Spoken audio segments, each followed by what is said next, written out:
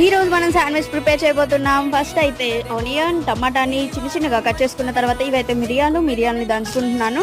Chilli చూపించడం మర్చిపోయాను, chilli కూడా వేసుకోండి. ఆయిల్ హీట్ అయిన తర్వాత వీటిని దాంట్లో వేయండి.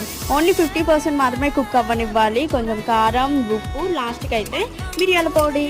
దాన్ని ఒక బౌల్లోకి ట్రాన్స్ఫర్ చేసుకున్న తర్వాత ఇదైతే sandwich spreader, organo, chilli flakes ఇవన్నీ వేసుకొని నీట్గా మిక్స్ చేసుకున్న తర్వాత గ్రిల్కి అయితే బటర్ అప్లై చేసుకొని ఈ స్లైసెస్ అటు ఇటు కాల్చుకున్న తర్వాత ఈ స్ప్రెడర్ని అయితే స్ప్రెడ్ చేసుకోవాలి.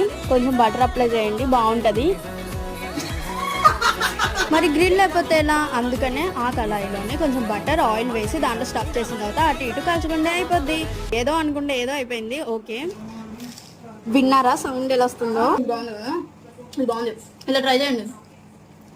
దీంట్లో కొంచెం క్రిస్పీగా వస్తుంది, దాంట్లో ఏమో సాఫ్ట్గా వస్తుంది. సో నాకైతే ఇలా నచ్చింది.